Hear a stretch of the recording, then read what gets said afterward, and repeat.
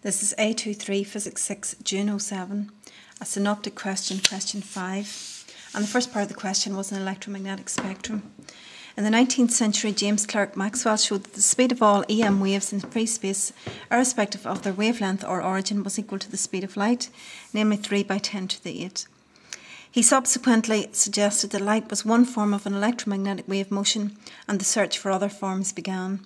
The whole family is now known, and although methods of production and detection differ, they all exhibit certain common properties. Describe what is meant by the EM spectrum. Include in your description its nature, the order of the regions of the spectrum, and 2 properties common to all of the waves. So, first of all, its nature.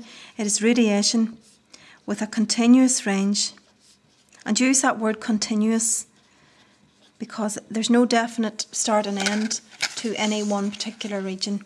So with a continuous range of wavelengths and frequencies.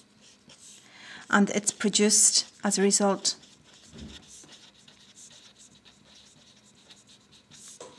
of changing magnetic and electric fields. So that's the first part. Second part then says name the regions, and so if you start from the shortest wavelength, I'm going to write them in short form, but you can write them out properly. So you have gamma rays first, then X-rays, then ultraviolet waves, visible, infrared, micro, and radio. 2 properties. They all travel at speed 3 by 10 to the 8. Now you need to write in a vacuum because they do travel at different speeds in other materials. For example, light splits up when it enters glass at an angle. They all travel through a vacuum, so they don't need a medium to propagate. And another one, they're all transverse. Now they will allow other answers there. They exhibit properties of other waves, so they can be polarized. All waves can, no, not all waves. All transverse waves can be polarized, but all other waves can be diffracted, reflected, refracted, and cause interference, or can interfere. Okay, so there's a lot there that you could have put in to get your marks. You need this for your first mark, you need this for your second, and you need any 2 of these for your third mark.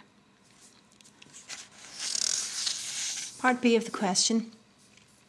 State a typical wavelength for the following. So the first one there is wavelength of visible light. Now you should learn this and know this, that visible light is from roughly 400 to 700 nanometers. They want this in meters, so it's 4 by 10 to the minus 7. I'm going to put in 5 by 10 to the minus 7, and that's in the middle somewhere. Wavelength of X-rays. You know X-rays are way down at the end with the one of the smallest wavelengths. Gamma, if you remember, is always about 10 to the minus 12. So if you put in about 10 to the minus 10, in the mark scheme they're going to allow you 1 by 10 to the minus 10 down to 1 by 10 to the minus 12. A typical wavelength of a wave used in radar is 3 centimeters. Calculate the frequency and energy of a photon in this radiation.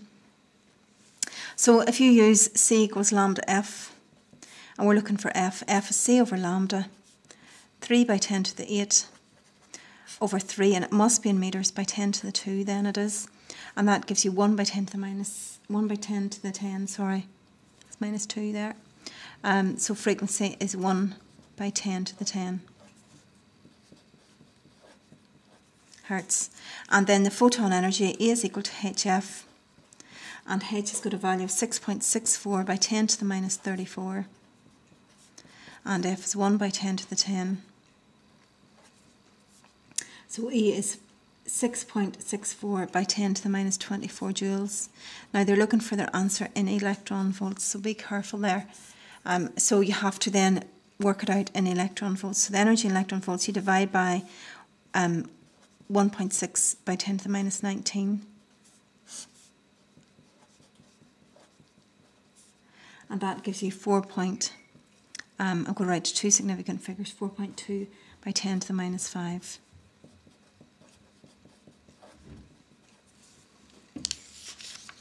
Part C.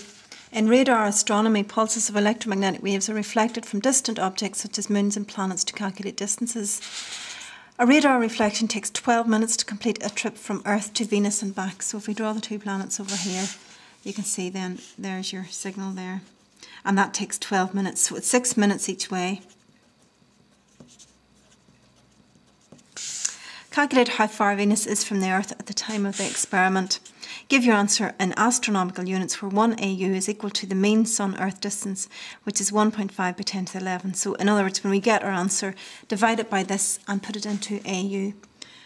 So distance equals speed by time.